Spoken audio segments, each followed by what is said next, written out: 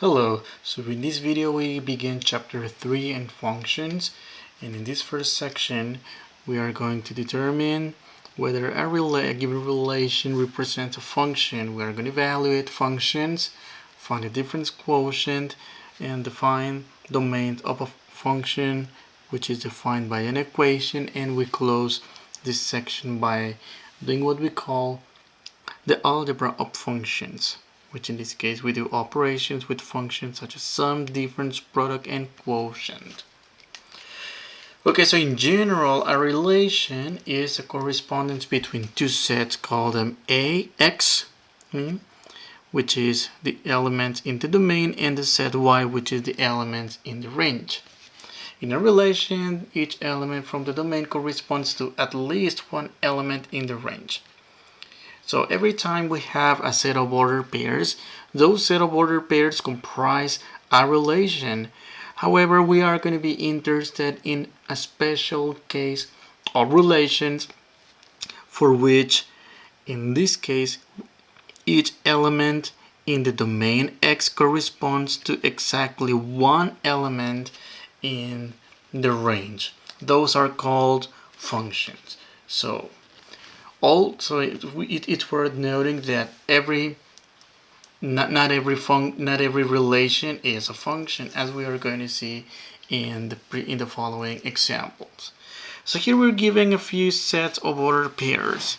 So let's represent this as mappings, and then we're going to find the domain and the range of each, and decide whether each given set represents a function or not. Alright, so let's state the domain. The domain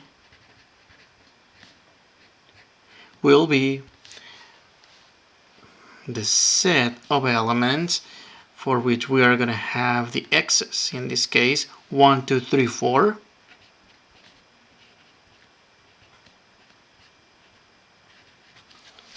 Okay. The range, on the other hand, will be the list of elements that are the y values 4, 5, 6, 7. Now we are going to represent this as mappings. So in this case, I'm going to state the x's, and I'm going to write them vertically. 1, 2, 3, 4, and I'm going to write them inside a bubble. I'm going to have the set y, which will be the elements in the range 4, 5, 6, and 7. So we are going to use a mapping to represent this set of ordered pairs, which is going to be a very visual way to determine whether this set of points represents a function or not.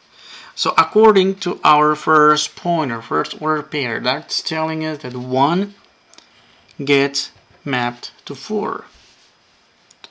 According to the second order pair, they're telling us that the number 2 gets mapped to 5. According to the third order pair, it's telling us that the element 3 is being mapped to 6. And finally, last but not least, the element 4 is being mapped to 7. So in this case, if we recall the definition of a function, so from here we are going to determine whether this is a function or not. And in this case, it turns out that yes, it is a function, because each element in the domain in X corresponds to exactly one element in the Y value. So in this case, we don't have 1 going to 2 different places. 1 goes to one place, 2 goes to only one place, etc. In fact, this is a function. This is one of these examples that we are going to focus on this more in depth later in the semester. So this is an example of a 1-to-1 function, because there's a 1-to-1 correspondence here. So we're going to look at this later in the semester. Okay, let's look at another example. Let's state the domain. and the range.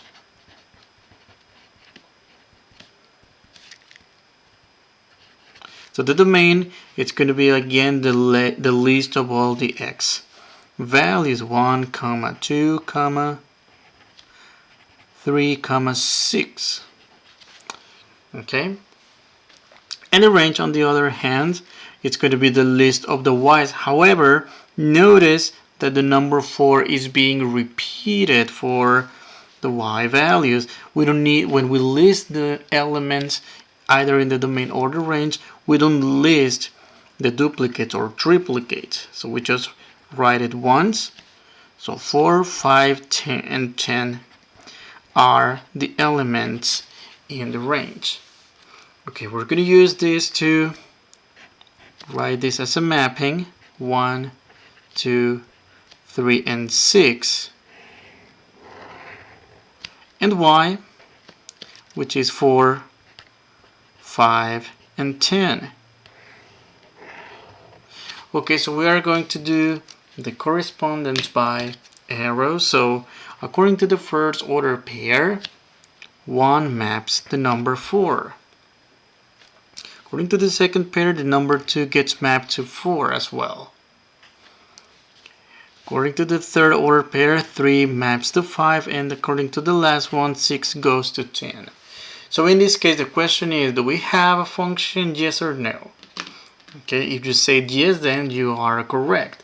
And the reason for this is correct is because we don't see any of the x's going to 2 different places at the same time. Yes, we have 2 elements in the domain going to the same y, but that is still fine.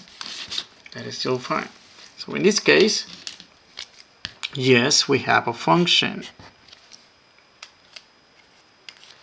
Okay, let's look at another example. So in this case, let's state the domain and the range.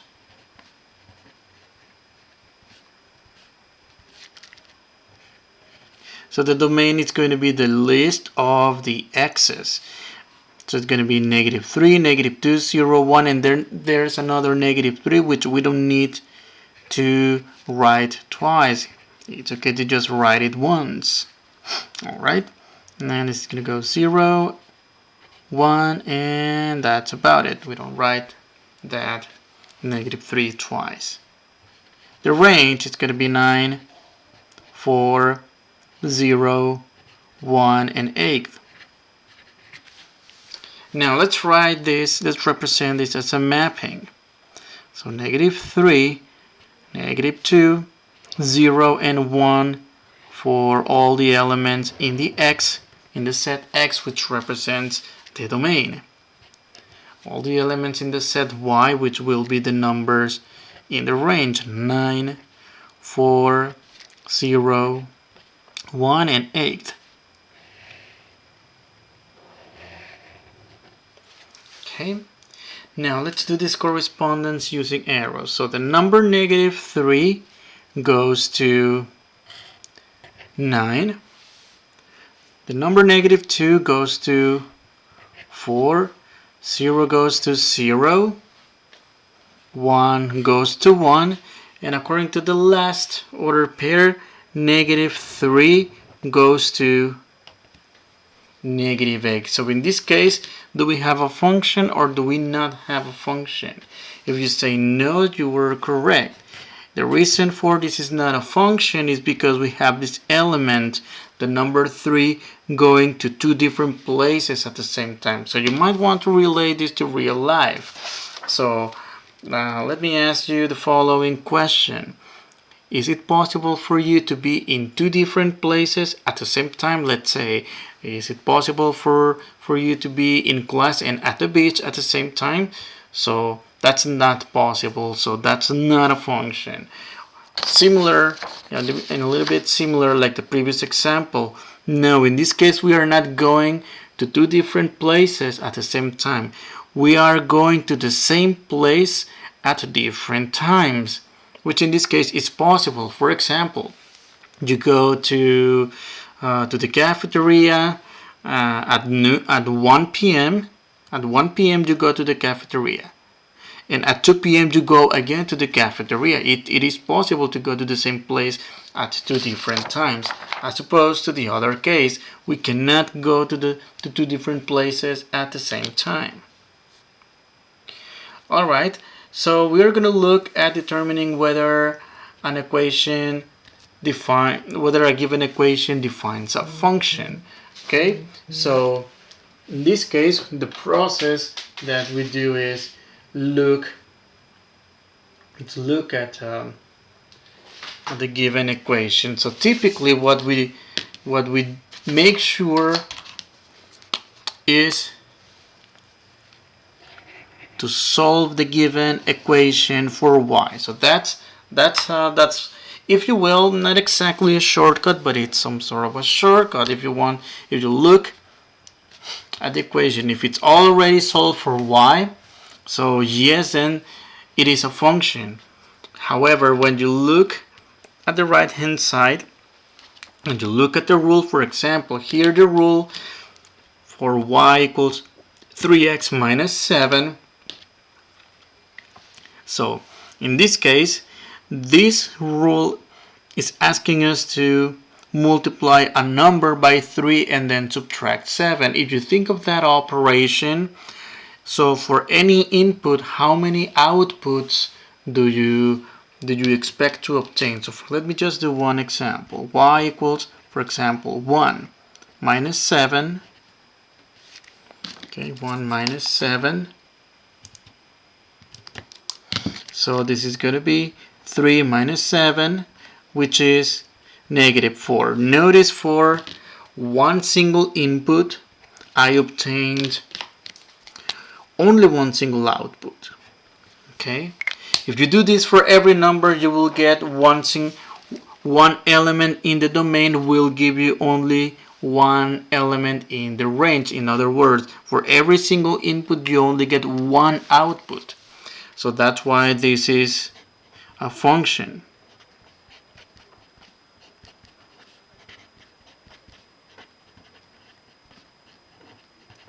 Let's look at the second example. The second example, well, this equation, it's kind of it's a little bit weird looking. However, we might want to solve for y in this case. So let's go ahead and solve for y and see what do we obtain. So I'm going to subtract 3x from both sides, and I'm going to get y squared equals negative 3 plus 2, or negative 3x plus 2, or 2 minus 3x. And then from here, what I'm going to do is to take the square root on both sides of the equation. But doing it so, we would need to have a plus minus in here. That's the square root property going on. Square root property in action. So this is going to be plus minus the square root of 2 minus 3x.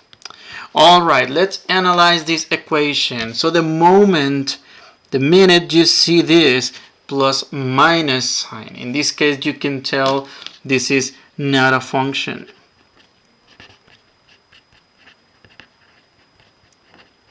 And the reason for this is because if you plug in a number here, let's say I'm going to plug in an easy number. I'm going to plug in 0. So I'm going to have y evaluated at, this function evaluated at 0 plus minus 2 minus 3 times 0. What is this going to give us? Well, 3 times 0 is 0. Plus 2, this is going to be plus or minus the square root of 2. And if you think about this, well, for one single input, okay, so for one single input, how many outputs are we obtaining this time? So in this case, we are obtaining 2 outputs. So this is the reason for which this is not a function. Let's look at letter C, which is a little bit similar than the previous example, except for the nature of the power of y. It's going to be a game changer in letter C. So first of all, let's try and solve for y for this equation. So we are going to get y cubed equals 1 minus 4x. In this case, in order to get y by itself, I need to get rid of that cubic power, and so we can get y by itself. So in order to get that done, we do the inverse or the opposite of cubing, which in this case is to take the cube root to both sides. However, notice there's something different I didn't do here that I did in the previous example. And if you are observing what am I doing, yes, you are correct, the plus and minus is missing. And the reason for that is because when we use the root property for odd indexed radicals, we don't need plus minus, as opposed than when we do like the square root or the fourth root or the sixth root, the eighth root, etc. That is even indices. So for even indices we put the plus or minus, but not for odd indices. Now, do you see a plus minus in front of this function? So this is the reason for which this equation will describe a function. Yes, it is a function.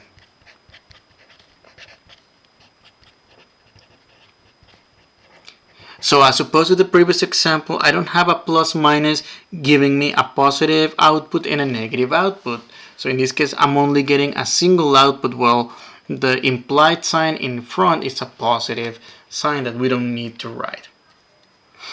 Alright? Okay, finding values of functions. So first of all, let's discuss a little bit of notation and symbols. Well, so functions are often denoted by the letters F, as lowercase f, big and uppercase F, and lower and uppercase G. I mean, there's other letters that we use like H, big H, and later on when we look at rational functions, we are going to use R of x and P of x, Q of x. You'll see later on.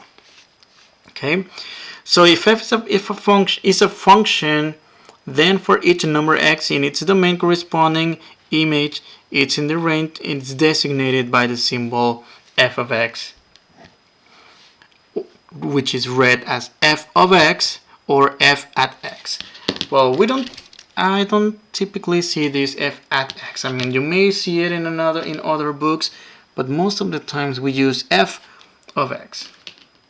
And that f of x is the value of f,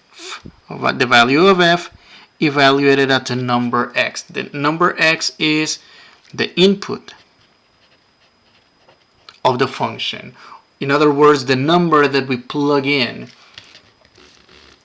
F of x is the number that results when x is given and the function f is applied. Again, this is the input and this is going to be our output.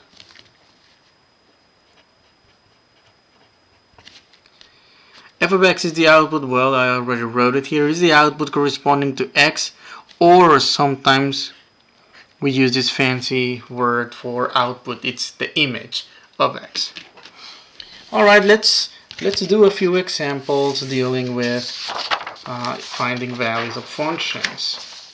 Okay, so we are given f of x equals 3x divided by 2x squared plus 5. Let's evaluate each of the following.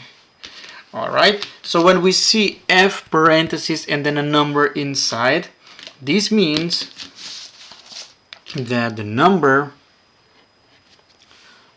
inside of the parentheses is the input. That is, plug that in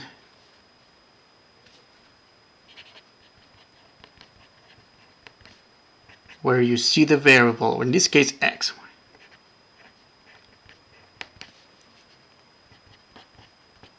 Okay, So what are we going to have here? Well, 3 times, I'm going to use parentheses because I'm going to use different colors. 2 times parentheses squared plus 5.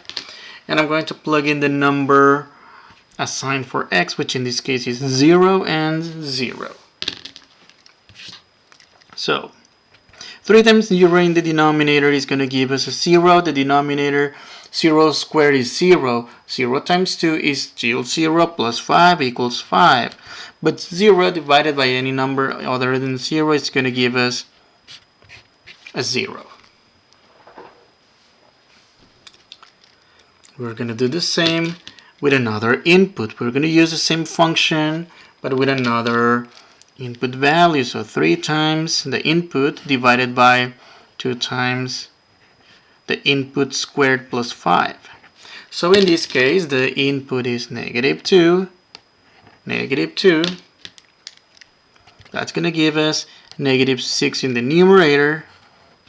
-2 squared, be careful, this is going to become positive 4 times 2, which is going to be 8, and 8 plus 5, 13. So in this case, in this case, we cannot simplify that number any further. Maybe just put the negative sign in the very front. Maybe that's the furthest we can go, you know. Alright, for letters C and D will prepare us for the next section, the next couple sections. So all we do is, all they're requiring us is to put a negative sign in front of the function. Well, that might sound like weird, but trust me, it's going to have a huge meaning later on.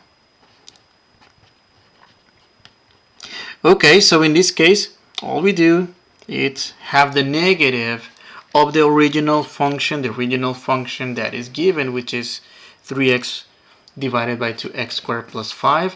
Well, can we simplify this? Well, maybe just have the negative sign and get rid of the parentheses around the function.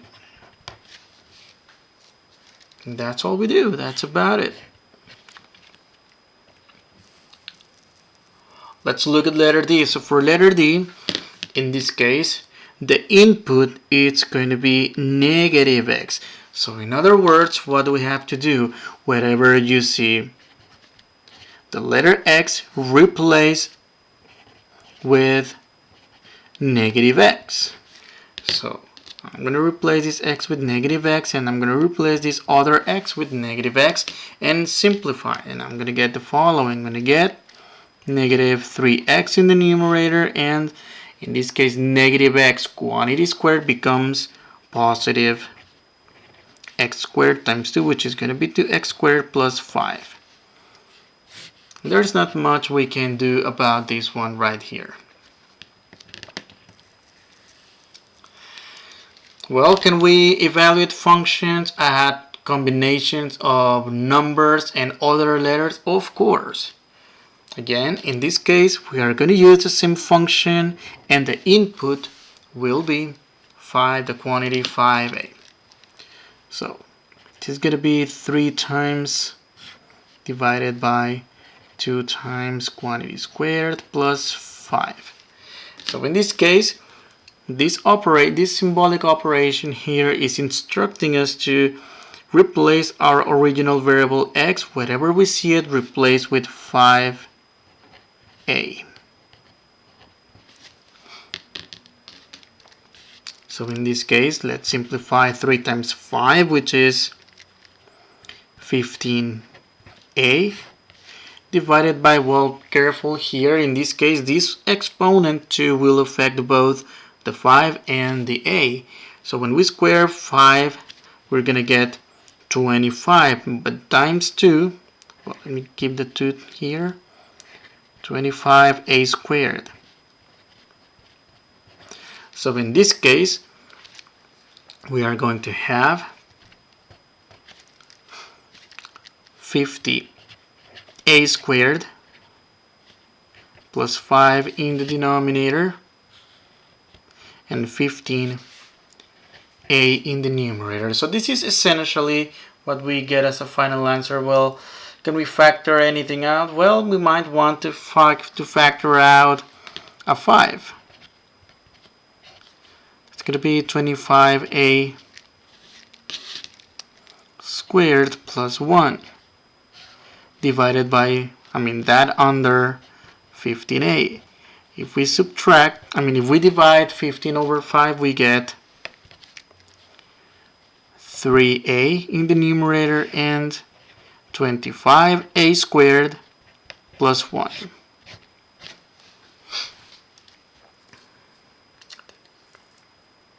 Okay, let's do another one. Let's evaluate f at the quantity x plus 4. So let's write down the function. Instead of writing the letter x, I'm going to write parentheses.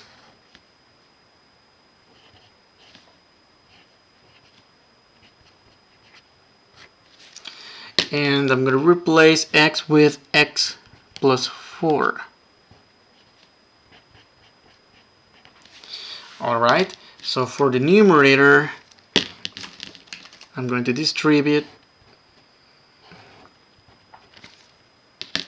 And in the denominator, I'm not going to distribute the 2. Keep in mind, PEMDAS exponents go first.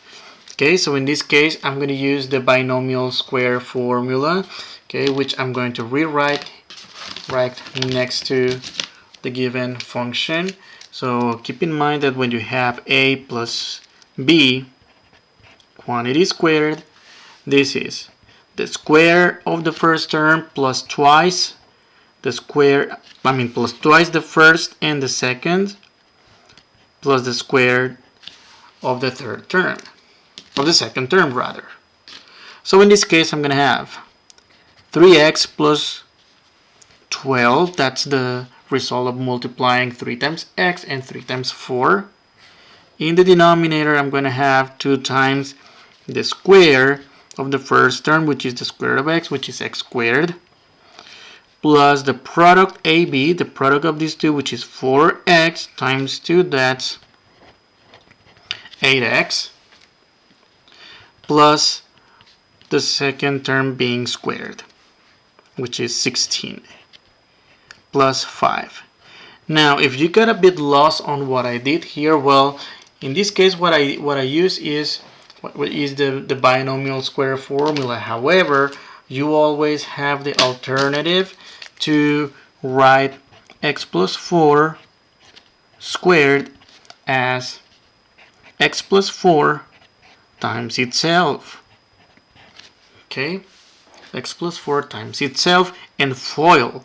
So in this case, x times x and x times 4, that's going to give us x squared plus 4x, and on the other hand 4 times x times and 4 times 4.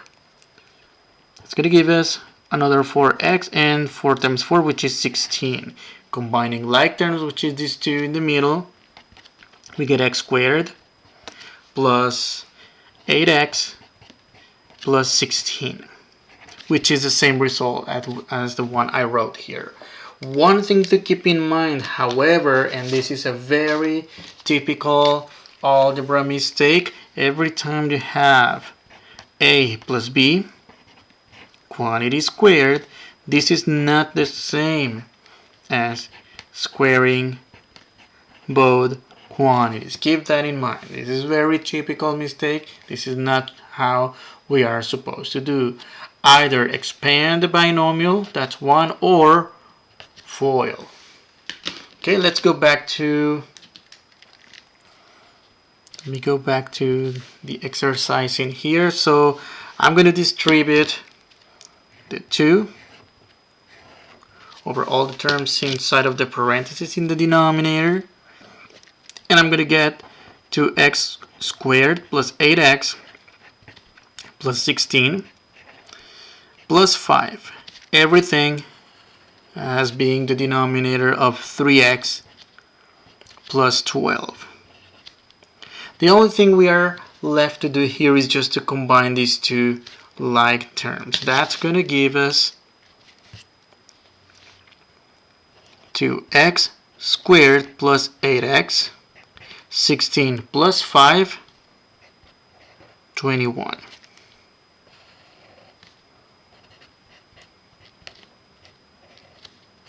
Which is final answer. Okay. So this was an example of all the different ways we can evaluate a function. So now let's move to the next topic. The next topic, which requires function notation.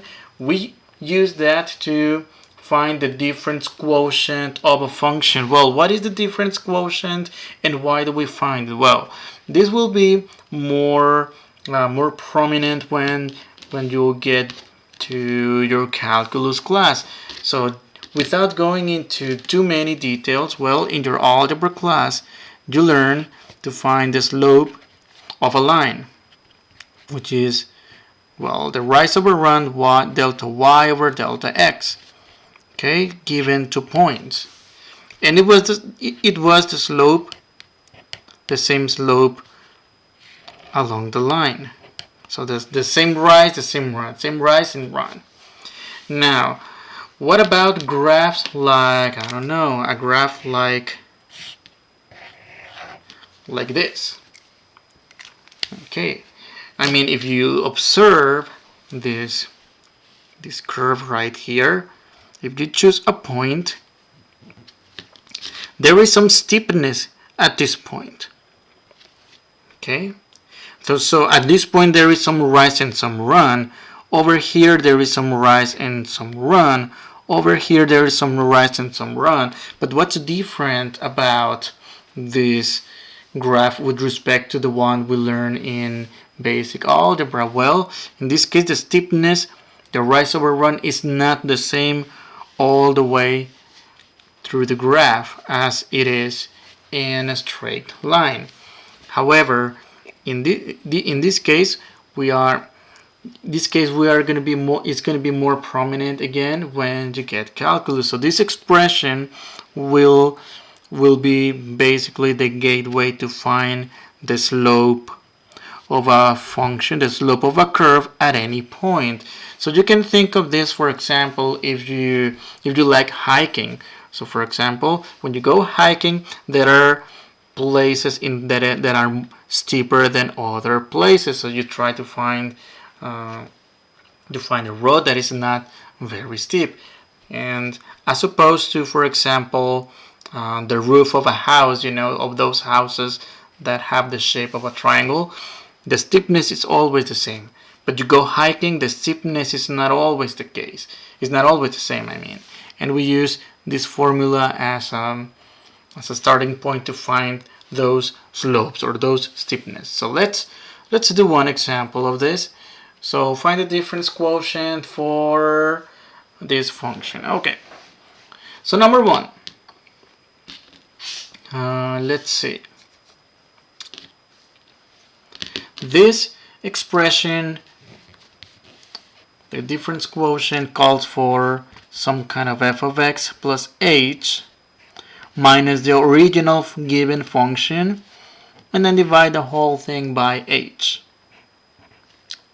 Okay, so I'm going to do the first part. The first part will be, okay, let me use this green right here. So this will be 7 quantity squared minus 3 times quantity plus 8. But what about the quantity in parentheses? The quantity in parentheses is the input, which is x plus h. And then minus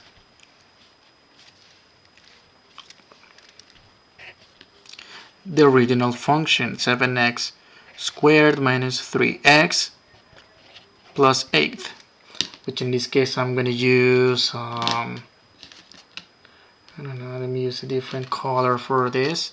I'm going to use orange for this. This is all this, and this is all that in green.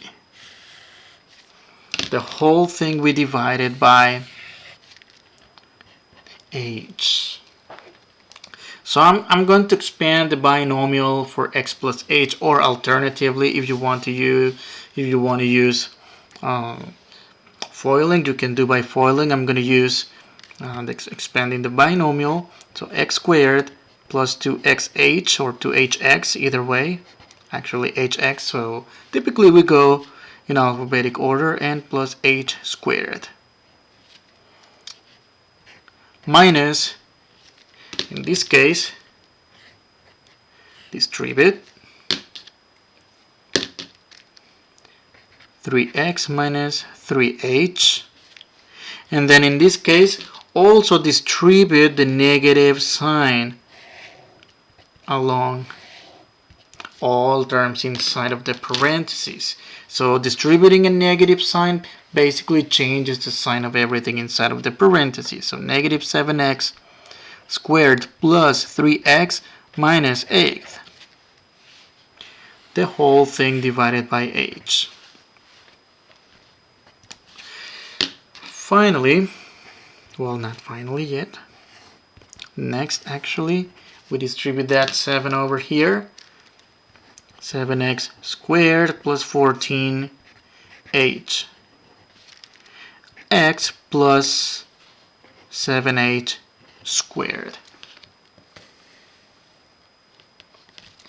And then minus 3x minus 3h minus 7x squared plus 3x minus 8. Okay. And I believe I was forgetting I'm forgetting plus 8. This plus 8, I forgot it over here. I'm gonna put it over here, and then this one I'm gonna add an 8 over here that I forgot to put. Okay, so let's divide this whole thing by h. So at this point, what we're going to do is to cancel out terms, negative 7x squared with negative 7x squared, positive 8 with negative 8, negative 3x with positive 3x, and we are going to be left with the terms that have, okay, in this case, 14hx plus 7h squared minus 3h, and I think that's about it. So whole thing being divided by h. We're almost done, except for we can cancel out, divide out actually the h. So I'm gonna split this into three fractions.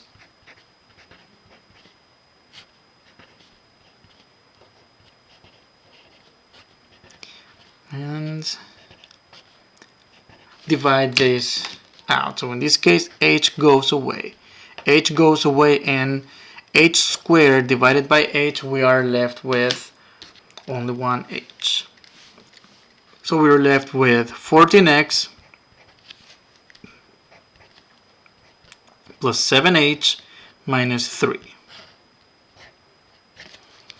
And we are done with this problem. Yes, this looks like a very heavy algebraic problem, but yes, again, we are going to look into this type of problem more in depth when we get to calculus. Okay.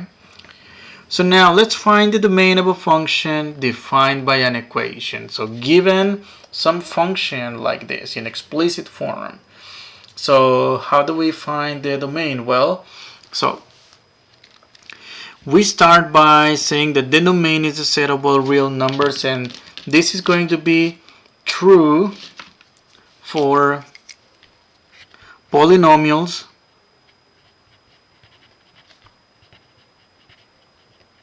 and radical functions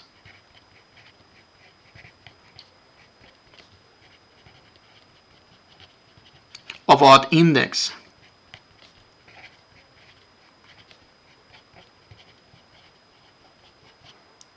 Then, if the equation has a denominator, well, if it has variables in the denominator, well, then we need to exclude any numbers that give a 0 in the denominator. That's something we already did back in when we got to solving rational equations in our first chapter. So somehow we're already familiar with that process. And if the equation has a radical of even index, we exclude any numbers that cause the expression inside the radical to be negative. In other words, well, we are going to set the radicand greater than 0. We're going to go over those details in a minute. Alright, so let's see. So find the domain of each function, express it using both set notation and interval notation. Alright, so in this case we have a polynomial. So this polynomial has no variables in the denominator that can cause trouble, which would give us a 0 in the denominator, so we're good. And likewise, this function doesn't have any radical functions of even index, such as a square root or a fourth root. Okay, so in this case, this function has a domain. So we're going to express it in two different forms: set builder notation, x such that x belongs to the set of all real numbers. So that's set notation. And for interval notation, basically all real numbers, another way to say all real numbers, the interval negative infinity to positive infinity. Okay, let's look at more examples about finding the domain of a function. Alright, so h of x equals 5x divided by x squared minus 9. So, need to be very careful here and look for these red flags right here. In this case, the denominator. So we need to make sure to exclude those values of x that make the denominator equal 0. So in this case, we set the quantity x squared minus 9 equal to 0 and solve the equation. In this case, we're going to have a baby quadratic equation that can be solved using the square root property. So take the square root to both sides. Don't forget plus or minus for the right hand side. So we're going to get x equals plus or minus the square root of 9, which is 3. That means we are going to have x equals negative 3 and x equals positive 3. So those are the numbers that we cannot plug into this function, because otherwise the denominator is 0 and the function will be undefined. So try to plug them in. So what is 3 squared? 3 squared is 9 minus 9. Isn't that a 0? In the same way, negative 3 quantity squared is also 9 minus 9 is going to be 0. Now, so we need to write this using both set notation and interval notation. So first of all, what I'm going to do here is to these numbers that we got here, because we don't want those numbers, I'm going to do an open bubble here and then another bubble there. So I'm going to use a number line to help me have a better visual on how to look at the domain of this function. Okay, so in this case, the OK domain, the OK inputs for this function. So let me label these open circles as negative 3 and positive 3 respectively. So we can plug in all these numbers, all real numbers except negative 3 and positive 3. Alright, in set notation, domain. The domain is x such that x cannot be negative 3 or x cannot be positive 3. Basically what we got from solving the equation, we write it down again, but with the not equal symbol here. Using interval notation, well, let's scan or read this number line from left to right. So this arrow right here is telling us that all these numbers go to negative infinity. Negative infinity, comma. So when we're gonna get to this open circle located at -3. But because in this case we cannot plug it in, we cannot touch that value, we exclude it using parentheses. And then I'm going to continue from -3 to +3. But every time we use interval notation and then we have these intervals, we need to use the union sign. Okay, the union sign, another union sign in here, and then 3 to +infinity. So that is the domain of this function using, well, in this case, the number line, set builder notation, and interval notation. Okay, let's look at letter C. Well, how is letter C different from letter B? Well, again, we have denominators, and that's most likely the most appealing characteristic about this function. Yes.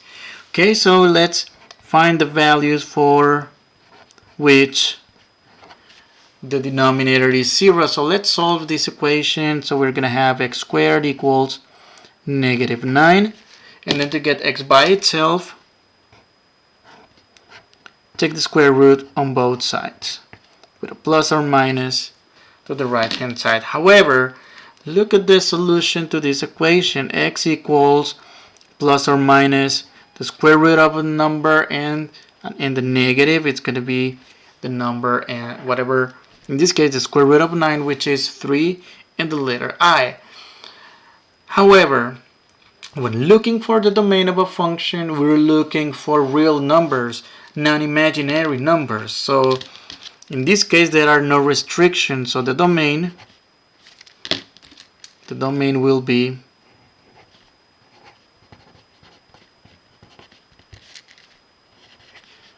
x such that x cannot be, it belongs to all real numbers, or -infinity to +infinity using interval notation. Try plugging in anything here in the denominator. The denominator is never going to get 0. Plug in a number for x and then square it. That's going to give you a positive number. Add another positive number, is even going to get even more positive. So there's no way the denominator here is going to be 0. So that is the domain. Alright, letter D. We have a radical function of even index in this case. The function square root of 4x plus 6. So in this case, okay, a little bit on vocabulary. The quantity or the expression inside of a radical sign, or a radical symbol, it's called the radicand. So in this case, again, like we did in the previous case, we cannot take square root of negative numbers and get real numbers. So in this case, we want to make sure this doesn't get negative inside of the radical, and to do that, we set the radicand for x plus 6 greater than or equal 0. The reason why is because we can take the square root of positive numbers or even 0, but we cannot take the square root of a negative number and get another real number. So in this case, solve this baby inequality, and x equals to 6 greater than or equal 6 over 4, which is x greater than or equal 3/2. Alright, I'm going to use a number line again, and I'm going to start the number line at 3/2. Notice I'm writing a full bubble as opposed to open bubbles like I did here. And the reason for I'm using a full bubble in this case is because due to this inequality sign greater than or equal 3/2, it also covers the number. So in this case, that's going to be our reference value, 3/2, and this greater than or equal indicates that we are going to have this as our domain. Okay, so in this case, the domain is going to be in set notation. That'll be x such that x is greater than or equal 3/2. Basically, we're rating it from here. Otherwise, from interval notation, well, intervals are read from left to right. We go from 3/2 all the way to positive infinity. But in this case, for 3/2 is inclusive. Again, keep in mind that greater than or equal implies full bubble and brackets. Two more examples here dealing with radicals as well, but these are going to get a little bit tricky. Okay, because why are these a little bit tricky? Well, because if you look at this function, we have a combination of a rational, well, it's not really rational because of the radical, and a radical going on as well. All right, so let's see. So let's focus in the denominator here. So in this case, I'm going to highlight the quantity inside of the radical, which is x minus 3. So finding the domain of a radical function implies to set the radicand greater than or equal to 0. Alright, which is what we did in the previous example. However, in this case, the reason for I am only setting it greater than 0 and not greater than or equal 0 is because if I put the equal 0, I would be including 0 as an okay value. But look at the form of the function. That comes from the denominator, and the denominator cannot be 0. So that's why I'm only setting this greater than 0. Okay, so in this case, I'm gonna draw an open bubble,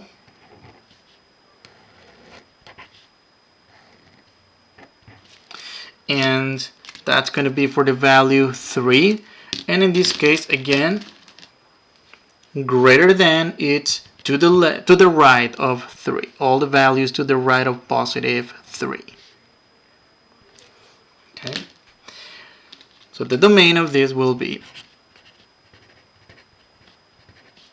so using the set notation, x such that x is greater than 3.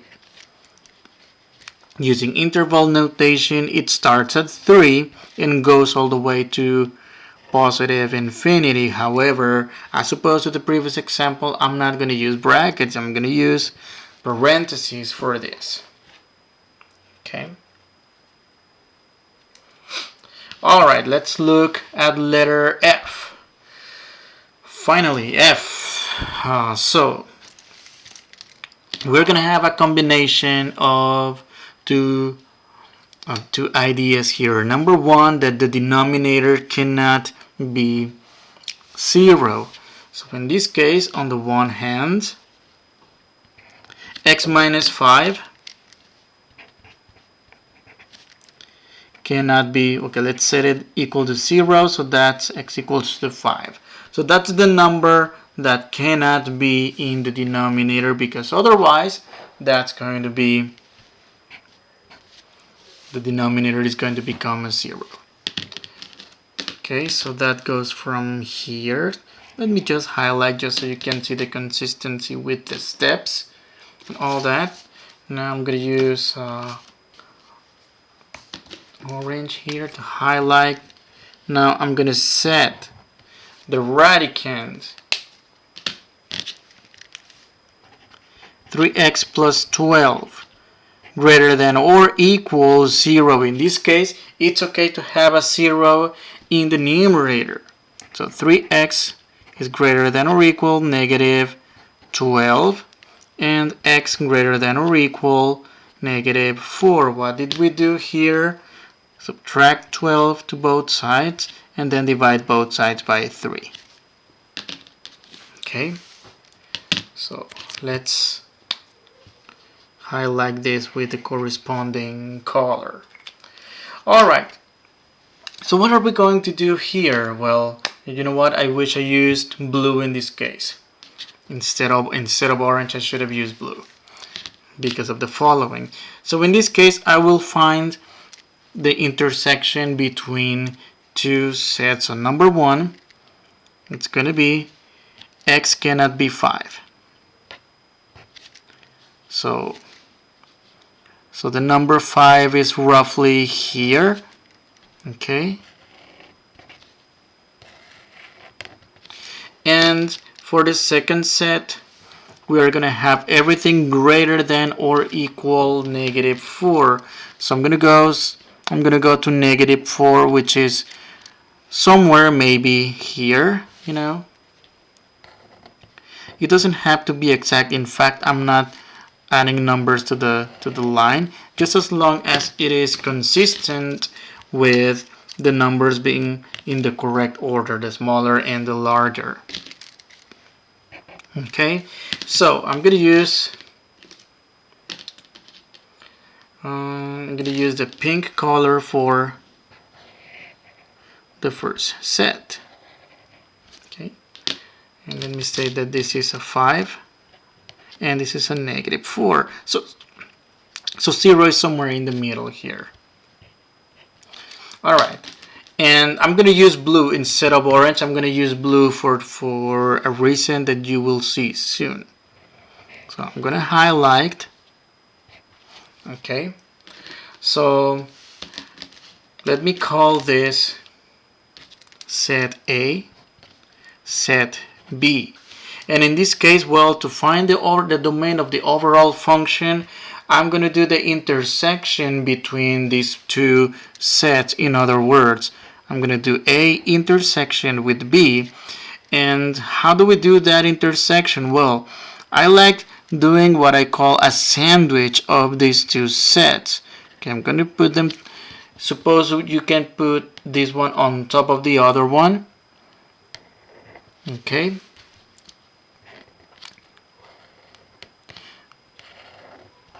So I'm going to keep the same colors for the first set A. And then I'm going to shade on top of it whatever corresponds for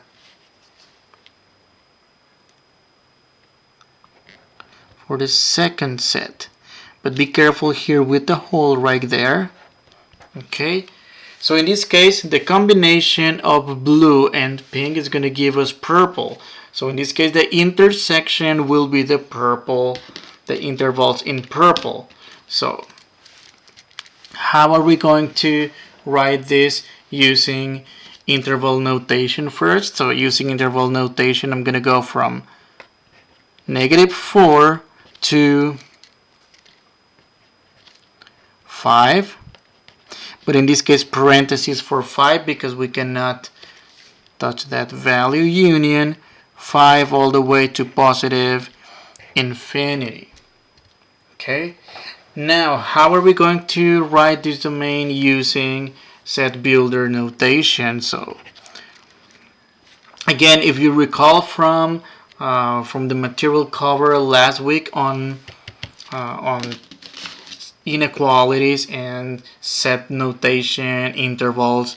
So the interval negative 4, 5 can be written in inequality form as negative 4 less than or equal x, which is less than only 5. Again, bracket becomes less than or equal, parentheses become less than. So in this case, x such that x is greater than or equal negative 4, that's the correct way to read it actually, and less than 5, comma, the other interval in this case where x goes greater than 5. So those are the two ways, using interval notation, and set builder notation. Alright, so let's look at the last part of this section, which is doing the algebra of function, that is adding, subtracting, multiplying, and dividing two functions. So what are we going to do in this last topic? Number one, we're going to add, subtract, multiply, and divide functions, and then find the domains of those functions obtained. Well, over here we have a lot of words. I mean, this looks a little bit wordy, but in general, when we combine, when we add two functions, the domain of that new function will be the intersection. See this symbol I used in the previous page? That means the intersection or the overlaps. So we're going to do this again with the following sets of functions. Okay, and then same for the difference. So for sum, difference, and multiplication of functions, their domains are the intersections, not the intercept, the intersections of each individual domain. The one that is going to be a little bit tricky though, it's going to be the domain of a quotient of the functions, in which is the intersection of not only the individual domains of f and g, but also what's in the denominator of the new function. So we're going to see about it. Okay, let's look at an example. So we have f of x equals 1 over x plus 2 and g of x equals 1 over x minus 1. Find each of the following and determine the domain of each. Okay, so what is this going to be? So this will be, well, actually I'm going to go here, f of x, which is 1 over x plus 2. And in this case, notice I'm going to leave some space here because we are to combine two rational functions, and we are going to look to find the LCD of these functions. Now, before moving on, it would be a great idea to find the domain of each individual function. In this case, the domain of f, which in this case x cannot be, if you notice, x cannot be negative 2. Can be any real number but negative 2.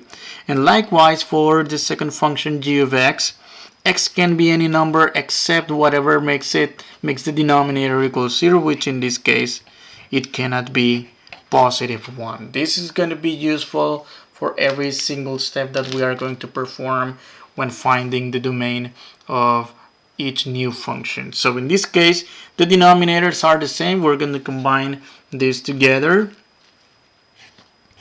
Multiply by x minus 1 and divide by x minus 1 on the first fraction, and the second fraction multiply by x plus 2, divide by x plus 2. So in this case, well, now that we have the same denominator, we write a single quotient with x minus 1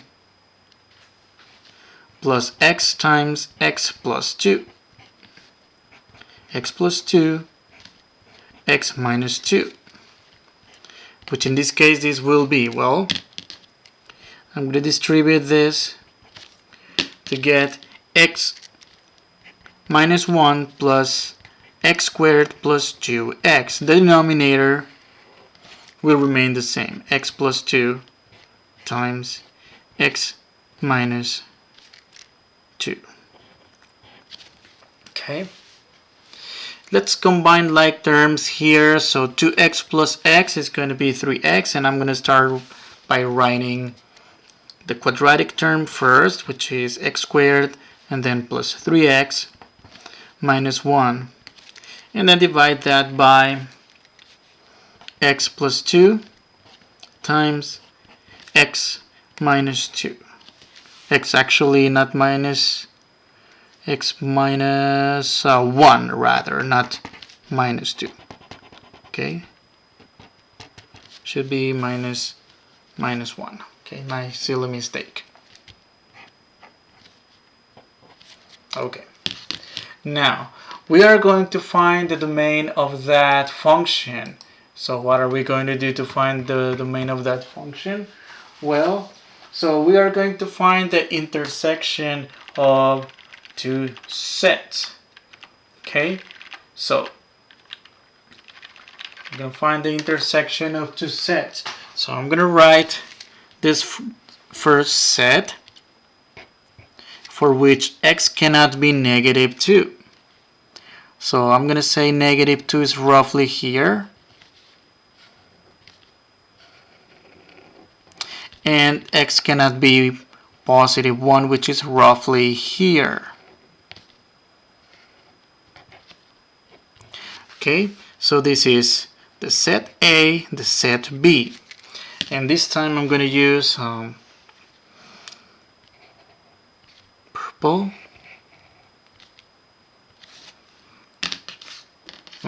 Pink and blue.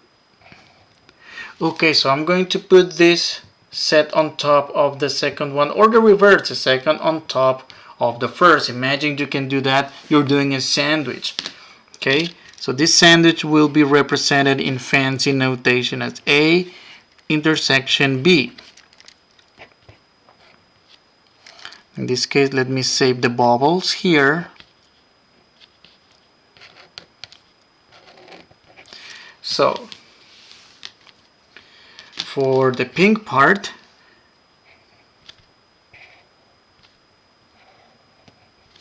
and then for the blue part without going through the holes.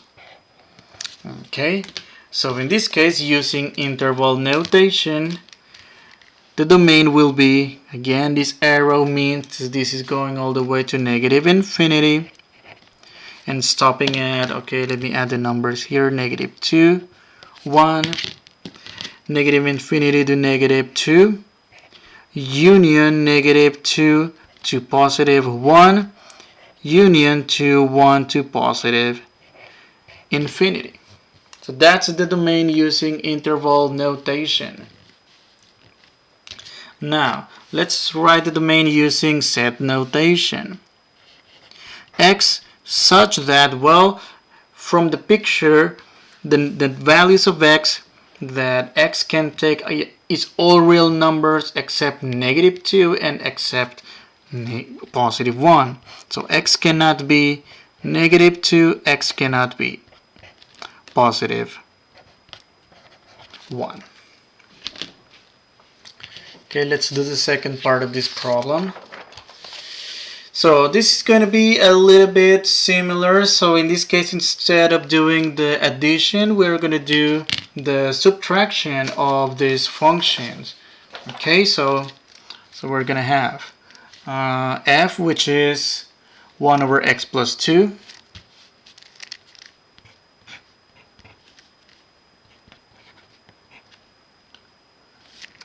And then minus g, which is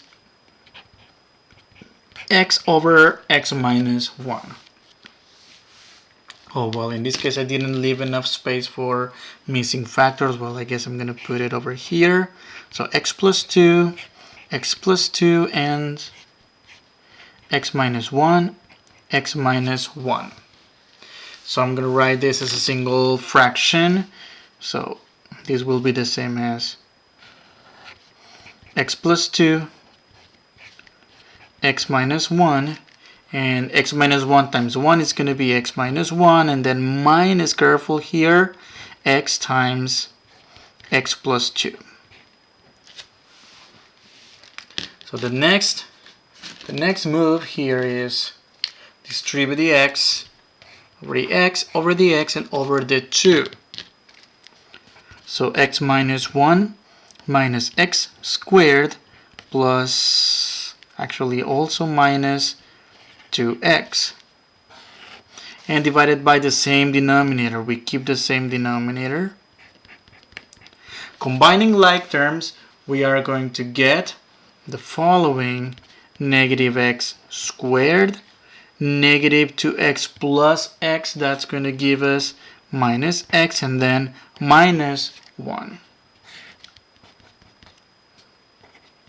x plus 2, x minus 2. Well, what else can we do here? Maybe just factor out all these negatives in the numerator, put that in the front, and change the sign of everything. X squared plus x minus 1, x plus 2, x minus 2. Okay, so that's the new function. That is the function that is the difference between the two. Alright, so let's see. So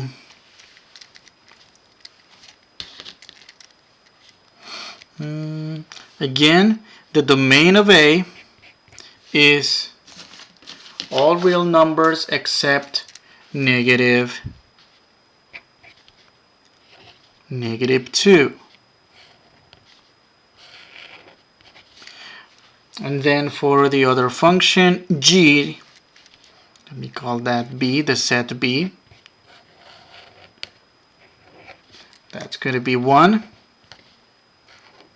the number that we exclude.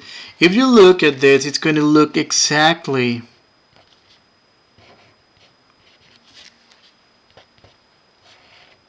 oops, this is supposed to be open. Let me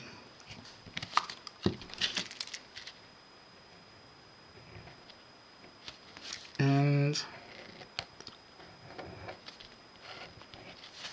so again, it's going to be the exact same, the intersection of each individual set.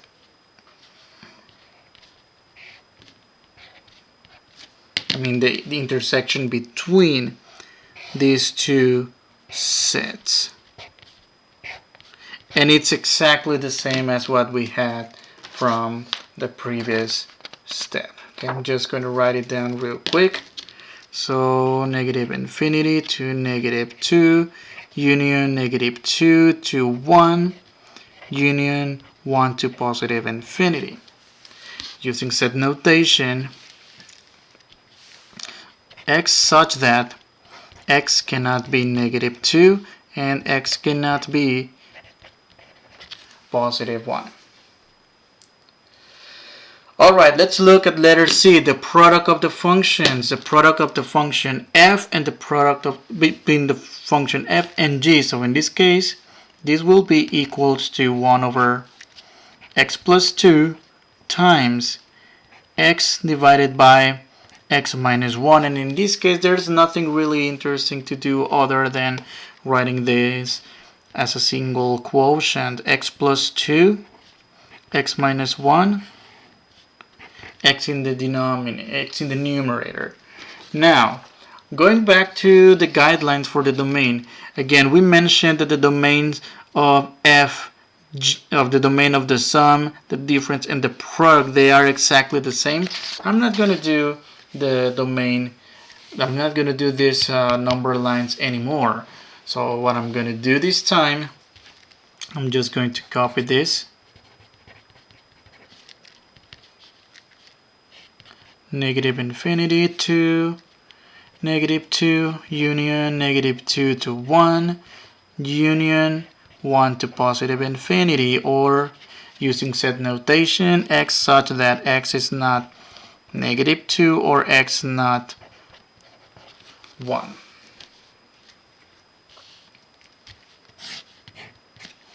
Finally, the quotient of the function. So for the quotient of the functions, we are going to divide 1 over x plus 2 over x divided by x minus 1. Okay, so we are going to divide these complex fractions. Okay, again, every time you have an expression of this form, a over b divided by c over d, you are dividing by a fraction that's the same as multiplying by the reciprocal. Alright, or simply this is the same as saying as a over b division sine c over d. Okay, that's the rule. And then from there we change the division into a multiplication by flipping the second fraction. There's actually a very funny rule here. It's called the KFC rule. And no, it doesn't have anything to do with chicken here. This stands for keep, flip, and change. So we keep the first fraction, we flip the second fraction, and we change the division into a multiplication. So this is what we're going to apply here. So we're going to have I'm going to multiply by the reciprocal, essentially x plus 2 in the denominator under 1, and multiply by the reciprocal of this, x minus 1 over x. Alright, simplifying this a little bit, we are going to obtain x times x plus 2 and x minus 1 in the denominator. Alright, so to set the domain of this one right here, okay, so notice from the very beginning we already plugged in a function with a restricted domain, which is this, whose domain is all real numbers except -2. Let me call that A. Alright? And then the second function that we plugged in to find the quotient of the function already came with a restriction that cannot take the value of x equals to 1. Alright? So that's not just it. Let's go back.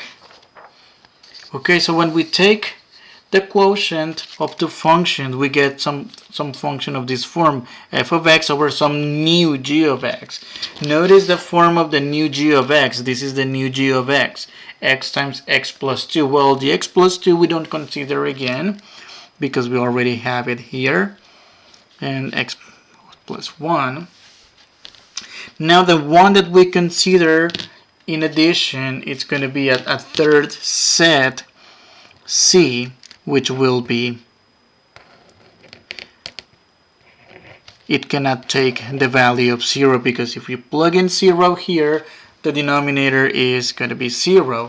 Well, it looks like bubbles, but this is a 0, and this is the open bubble that represents the fact that we can't take that value. Alright, so let me write that down as it's shade with different colors.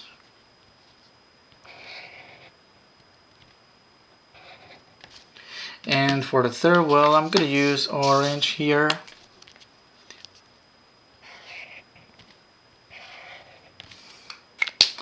And I'm going to put this 3 together. So in this case, I'm going to find the intersection between A, B, and C.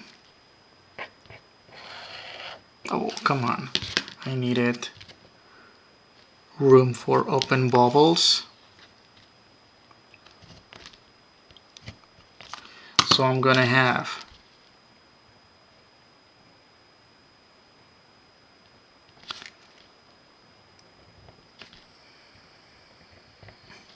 okay, so -2, -0, and +1. So those are the 3 restricted values for the quotient of these two functions. Okay, so I'm going to shade.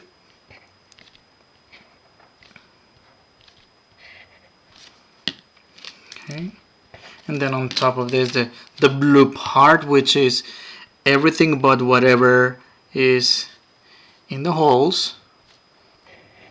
And the new color we introduce in the shading. So the combination of these 3 colors, that's going to be the intervals for which the function will be defined. Okay, so domain